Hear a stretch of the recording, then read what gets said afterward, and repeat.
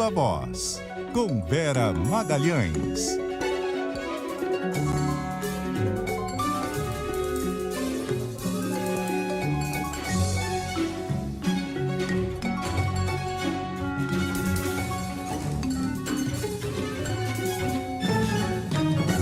Hora de conversar com a Vera Magalhães. Boa tarde para você, Vera.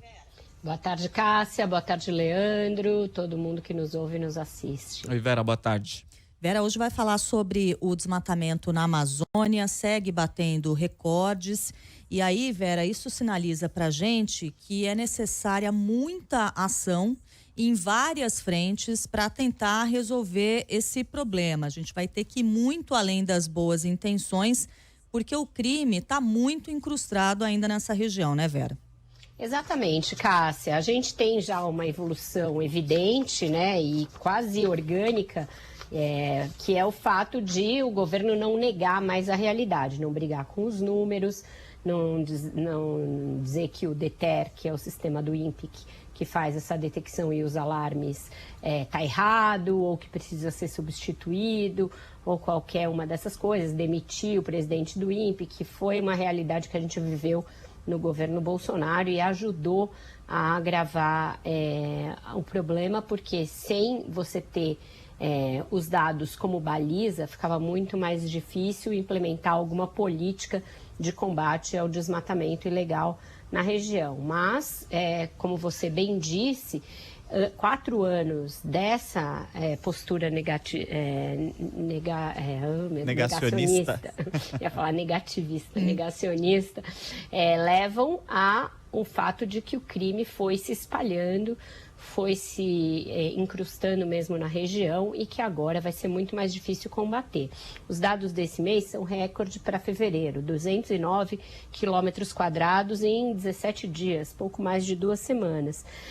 Isso mostra que a baixa que tinha sido detectada em janeiro provavelmente estava errada, né? Os dados estavam subestimados, graças ao fato de que é um mês com muitas nuvens na região e você tem dificuldade de fazer a detecção correta. Por isso mesmo é que o próprio INPE tem um sistema de rechecagem e aí sim fecha os dados de 3 em 3 meses.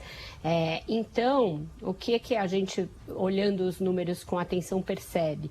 Que tem uma alta muito grande no estado de Mato Grosso. Mato Grosso foi responsável pela maioria dos desmates nessa época, 129 quilômetros quadrados só no estado de Mato Grosso, que também é um estado que acabou contribuindo com o maior número de participantes, por exemplo, dos atos que levaram ao 8 de janeiro, acampamentos em Brasília, a maior parte das delegações saiu de lá, também bloqueios de estradas ocorreram em grande parte no estado de Mato Grosso. Então é um estado hoje eminentemente bolsonarista, com um agronegócio muito forte e um agronegócio que financia ações, por exemplo, nos atos antidemocráticos. Tem várias investigações em curso mostrando uma ligação do agronegócio com o financiamento, por exemplo, do envio de pessoas a Brasília. Então, essa relação entre desmatamento ilegal e um estado em que uma parte do poder econômico contribui para contestar, por exemplo, o resultado das eleições e contribuiu para os atos que foram realizados, isso também tem a ver com a incidência maior de crimes ambientais nessa região, porque uma boa parte dos desmatamentos ocorre, a gente sabe, para expansão de lavouras e de pastagem para gado. Então, isso tem de ser investigado, por isso exige ações que vão além do Ministério do Meio Ambiente, que envolvam o Ministério da Justiça, as próprias Forças Armadas, porque isso é atribuição das Forças Armadas, zelar ali pela soberania nacional, que tem muito a ver com a preservação da Amazônia hoje, e também de outras pastas, inclusive a pasta da agricultura, que não pode ser omissa em relação a uma certa complacência, para dizer o mínimo, do agronegócio, de certas parcelas do agronegócio. É sempre bom a gente distinguir com esse tipo de crime ambiental.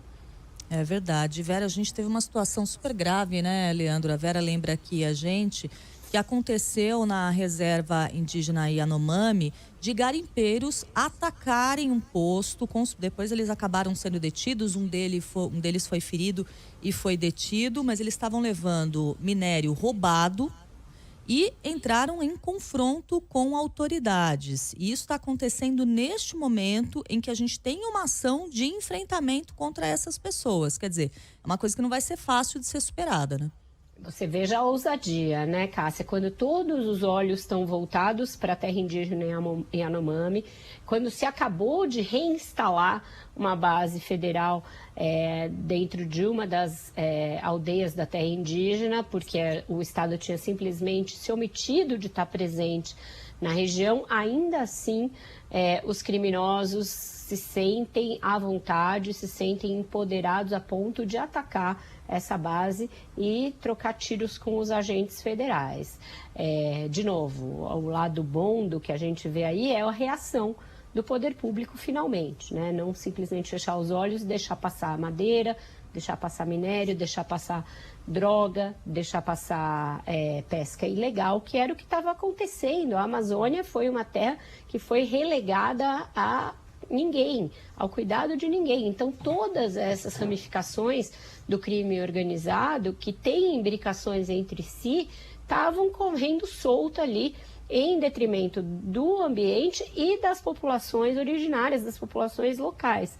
E agora que o Estado está aos poucos, e ainda muito aos poucos, voltando e tentando restabelecer a lei e restabelecer a ordem lá, encontra reações por parte do crime organizado.